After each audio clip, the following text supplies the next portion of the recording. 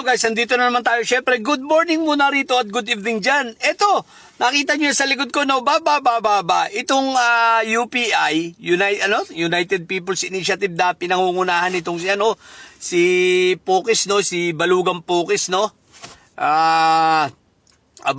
Sumulat na naman ngayon sa Supreme Court. At humihiling na naman ng kung ano-ano at tingnan daw ang kapasidad ng ating Tito Bongbong, no, pati ang kanyang kalusugan at para siguraduhin na si Inday Sayad may maayos na successor siya kung sakali. Guys, nakikita niyo mo ba? Habang lumalapit ang April 14, ilang araw na lang, next week na yon. Lahat na ay ginagawa nitong Makasayad Black, no, sapagkat natataranta na talaga. Takot na itong mga may sayad. Takot na sila sa lalabas na mga ebidensya at sa mga statement at sa magiging pag-witness ni Caramil. So tarantang Tinoy na, no? Ang kagandahan pa nito, ang Kongreso naglabas ng memo para bigyan ng seguridad talaga itong si Caramil sa pag-witness niya sa pagdating niya sa April 14. So itong Makasayad Black ay talagang natataranta na.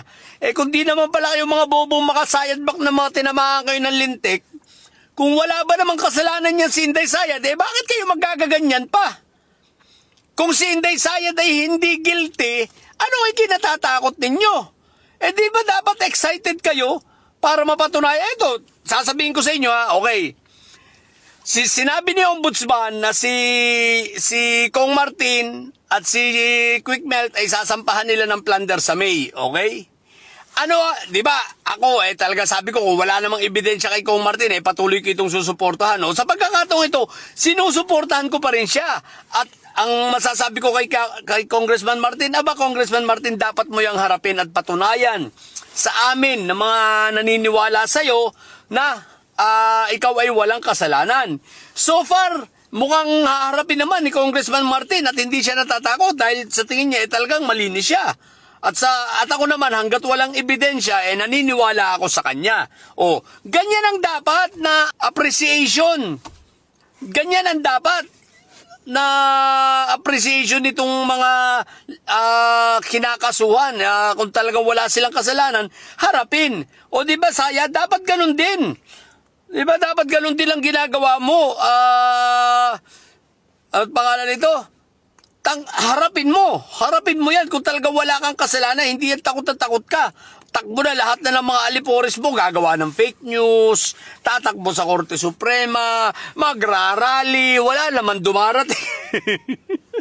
Magrarally kahit 30 ang dumarating. Diyos ko po, magbabayad ng pagkarami-raming trolls, mambubuli, ang daming mga kung ano ng mga pinaggagawang mga kalokohan, mga fake news. Di ba ga? Simple lang naman yan. Hindi mo naman kailangan, Inday Sayad, gumastos ng pagkadami-daming pera kung wala ka talagang kasalanan at wala kang ninakaw. Kung ikaw ay malinis, alam mo sa sarili mo na hindi ka naging kurap, anong ikatatakot mo? Di dapat sasabihin mo pa nga, huwag kayong mag-alala, haharapin ko yan dahil malinis ako, wala akong kasalanan. Ganun! Yung mga tao mo, nagkakademanda na. Di ba? Dahil sa mga kapalpakan ninyo at sa mga fake ninyong mga kwento, istorya, naratibong pinaggagawa, anyari. Wala na talaga, aminin nyo na lang na palugso ka na lustay. Dahil sa kalulustay mo, sa kabubuhan mo, sa kagagaan mo, dahil ikaw ay isang babaeng siraang ulo, yan ang mapapala mo kasama ng iyong mga taga-sunod na puro bobo, taga-suporta ng mga puro bobo. Ang dami daw. Paano kailangan marami? Diba? 304,000. Yun na lang ang natitirang boto ni Inday Sayad. 304,000. Ay, teka, nakapagpanalo ba ang 304,000? 0.5 0.5% sa sa total voting population ng Pilipinas. Pag nagrarally 30. Wala na. Sa trolls na lang talaga kayo marami. Pero Inday Sayad, patunayan mo, gulatin mo kami, no? Kung gusto mo, mag-resign ka bigla. Tapos siyempre, kahit naman mag-resign ka, tuloy naman ang impeachment. Gulatin mo na lang kami.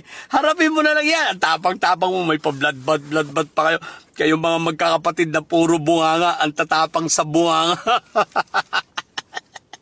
Para kayo yung mga tagasunod ninyo.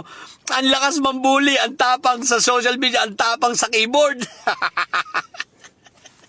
Puro supot naman. Mana kay Barbie, what the heck. Sige na, yun lang. Sa mga bobong didilis dyan at may sayad, nanyo, ang tatay nyo ay preso, ang BP nyo ay bobo.